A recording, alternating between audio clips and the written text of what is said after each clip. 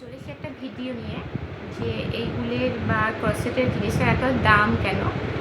অনেকে ভাবেন হয়তো অনেক দাম, বাট এগুলোর কেন একটু দাম আছেই, মানে একটু কস্টলি। কেন কস্টলি সেটা বলি। যেমন এই ব্যাগটা আমি বানিয়েছি, এটা কর্ড দিয়ে বানিয়েছি। এই ব্যাগটার দাম হলো ১,৫০০ টাকা। তার কারণ আমি একটুখানি বলি, আপনারা বুঝতে পারবেন।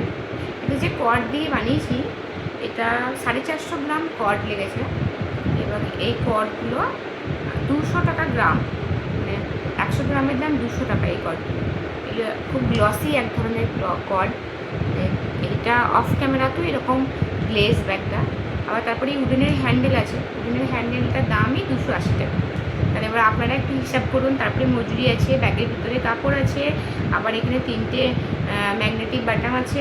তারপরে ব্যাগটা থেকে মানে কত টাকা লাভ বা কত টাকা মজুরি রাখা যায়।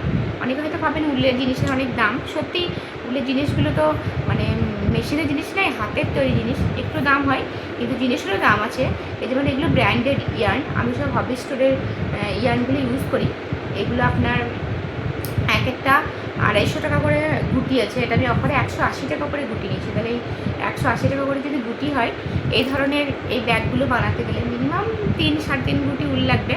তাহলে 3-3.5 গুটি উল লাগলে মানে কত টাকা দামটা পড়ছে, মানে মেটেরিয়ালসের দাম কত টাকা পড়ছে সেটা ভাবুন। আর যদি লেদারের এরকম বেস দেওয়া হয় ব্যাগের নিচে, এই লেদারের বেসটার দামই 200 টাকা। তাহলে আমি কত টাকা লাভ রাখবো বা কত টাকার মধ্যে বিক্রি করবো। তাহলে আপনারা একটু ভাবুন যে এই উলের জিনিসের কেন এত দাম। কারণ মেটেরিয়ালসের অনেক খরচা, মেটেরিয়ালসের অনেক দাম। যেমন এক একটা উল আছে কম দাম, যেমন এটা একটা উল, এগুলো উল, এটা গঙ্গার অলিভিয়ার কোয়ালিটি ভালো, বাট এগুলো উল, এগুলো ফুপি উঠে যায়। এগুলো ব্যাগ তৈরির জন্য খুব একটা অ্যাপ্রোপ্রিয়েট নয়। তবু আমি অলিভিয়া দিয়েও ব্যাগ বানাই, সেগুলো সাধারণভাবে একটু কম দাম হবে, এটা তো স্বাভাবিক। কিন্তু উলেরও অনেক দাম হয়, উলের অনেক ভ্যারাইটি হয়। যেমন এই উলটা 180 টাকা দাম, এই উলটা 400 টাকা দাম। এই এক গুটি উলের দাম 400 টাকা, 100 গ্রাম উলের দাম 400 টাকা।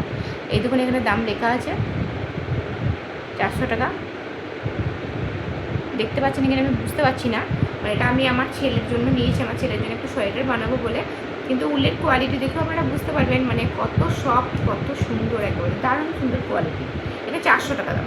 তাহলে একটা 400 টাকা দামের উল দিয়ে স্বাভাবিক আমি জিনিস তৈরি করে বিক্রি করতে পারবো না। সেজন্য এই হবি স্টোরের এই নর্মাল কটন ইয়ার্নগুলো আমি ইউজ করি। এগুলোর কোয়ালিটি খুব ভালো, মেশিনে ওয়াশ করা যায়, হাতেও ওয়াশ করা যায়। আবার এই ধরনের আমি বেশিরভাগ ক্ষেত্রে কটন ইয়ার্নগুলো ইউজ করি। আমি যে নতুন ব্যাগের কাজটা এখন করছি, সেটা এই সবুজ, পিঙ্ক আর ইয়েলো বেস দিয়ে তৈরি করছি।